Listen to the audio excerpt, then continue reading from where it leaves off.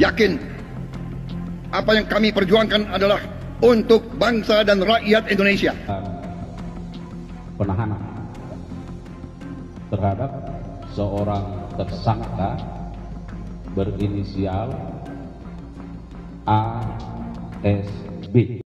Dan kembali lagi bersama kami. Sebagai pengamat politik, saya melihat bagaimana ketegasan dalam mengatasi kasus korupsi ternyata ada dalam jiwa kepemimpinan Presiden Prabowo Subianto. Prabowo Subianto membuktikan kepada kita semua bahwa beliau berkomitmen tinggi serta melaksanakan komitmennya dalam mengatasi masalah korupsi di Indonesia yang sudah lalu dan belum tersentuh hukum ataupun yang baru saja terjadi. Dan inilah Presiden Prabowo Subianto. Saya sangat takjub ketika saya mengamati bagaimana statement-statement beliau saat debat capres, saat kampanye, dan saya mencocokkan apakah yang dikatakan oleh Prabowo Subianto ini sesuai dengan apa yang dilakukan di kebijakannya pada saat ini usai menjabat sebagai RI 1. Ternyata sesuai rekan-rekan. Prabowo Subianto menaruh concern yang sangat tinggi terhadap anggaran di Republik ini. Anggaran tersebut luas ya konteksnya. Bisa pencegahan korupsi dan bisa bagaimana Pak Prabowo menyikapi anggaran-anggaran besar di Kabinet Merah Putih serta di daerah-daerahnya. Rekan-rekan sekalian, kita memang tengah dihebohkan dengan skandal yang kembali mencuat atau kemarin ada yang berkomentar bahwa dirinya sangat-sangat heran dengan anggaran DKI di era Anies. Bayangkan, ada anggaran lem Aibon 82M dan ada kalau tidak salah menyewa influencer luar negeri sampai 5M. Kan ini termasuk pemborosan yang sangat-sangat luar biasa. Bagaimana alokasi dana tersebut digunakan dan diperuntukkan untuk hal-hal yang lebih bermanfaat untuk rakyat, khususnya invest di infrastruktur. Kemudian kita mendengar kabar dan mendapatkan informasi yang sangat-sangat akurat atau hal ini. Satu, dari Kejagung langsung.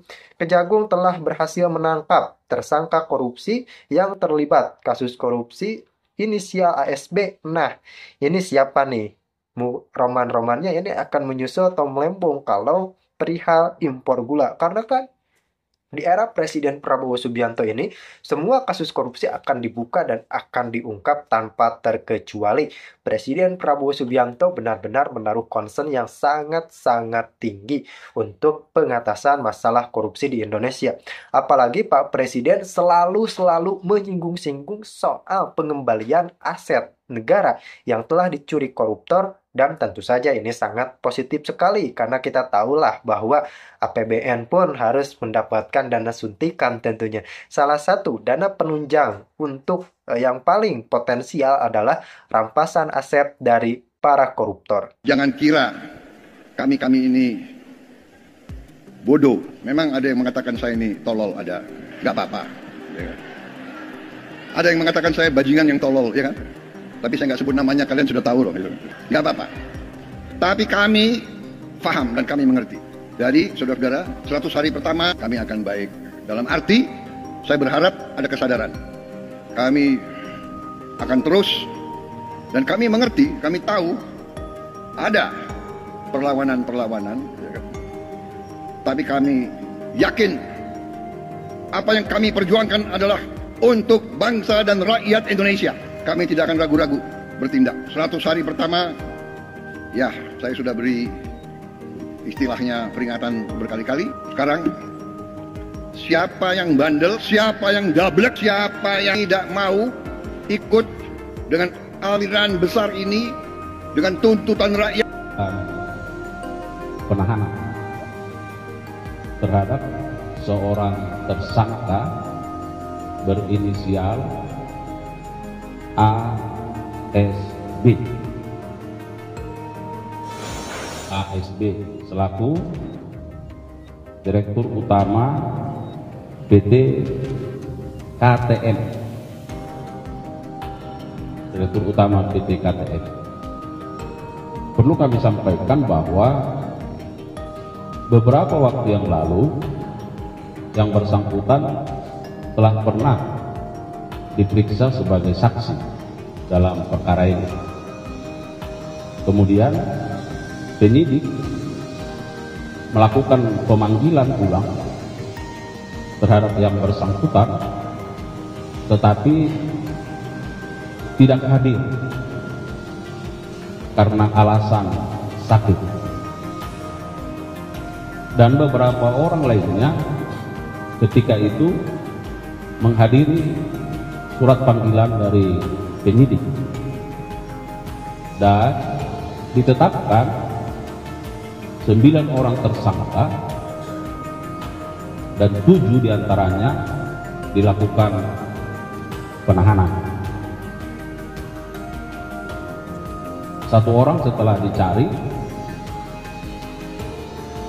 diketahui berada di Kalimantan Tengah dan seterusnya dibawa ke Jakarta dan dilakukan penahanan.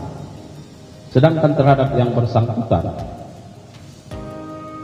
penyidik terus melakukan pencarian informasi terhadap keberadaan yang bersangkutan. Dari berbagai informasi yang diperoleh bahwa yang bersangkutan ternyata sakit karena jatuh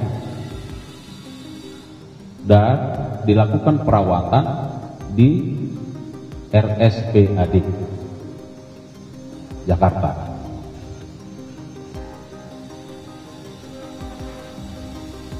Oleh dokter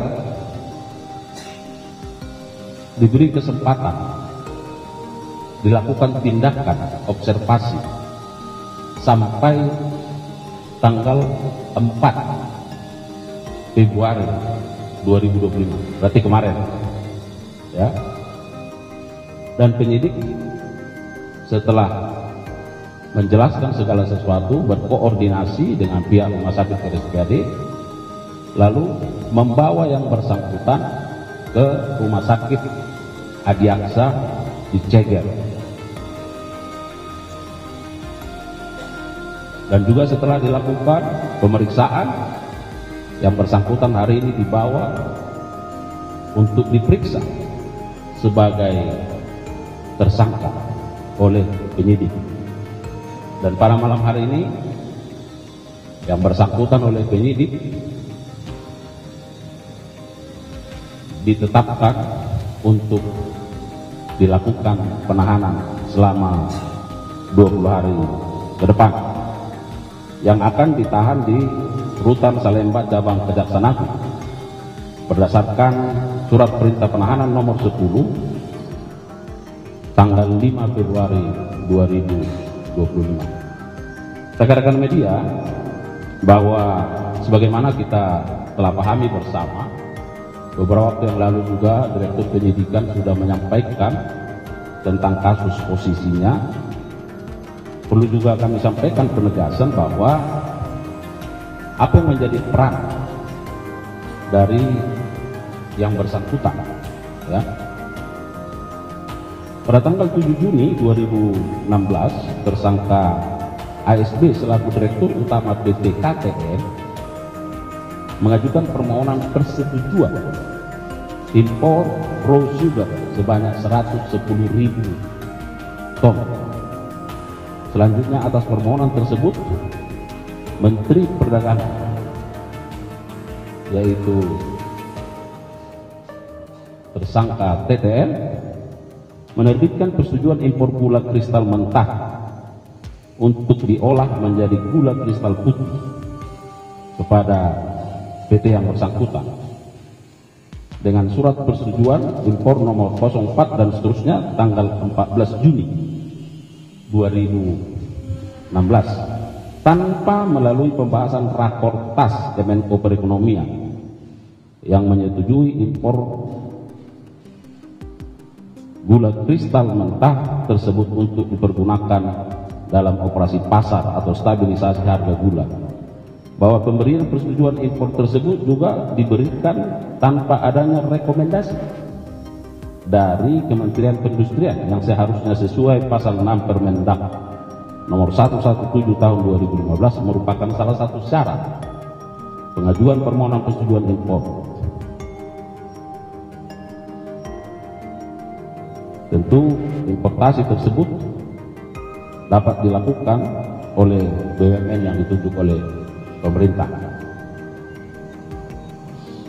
Terkait dengan kerugian keuangan negara, saya kira sudah juga pernah disampaikan kepada media, ya, bahwa kerugian keuangan negara sebesar 578 miliar lebih, dan terhadap yang bersangkutan dikenakan pasal sangkaan sebagaimana diatur di dalam pasal 2 ayat 1 atau pasal 3 junto pasal 18 Undang-Undang Nomor 31 Tahun 99 junto 20 2001 tentang pemberantasan tindak pidana korupsi, junto pasal 55 ayat 1 ke 1 KUH pidana. Saya kira itu rekan-rekan media yang bisa kami sampaikan sebagai perkembangan penanganan perkara dalam dugaan tindak pidana korupsi importasi gula ini, sehingga dari 9 tersangka yang sudah ditetapkan, ya, selain 2 tersangka yang sebelumnya juga sudah ditetapkan, bahwa semua tersangka sudah dilakukan penahanan. Saya kira demikian yang bisa kami sampaikan. Ya.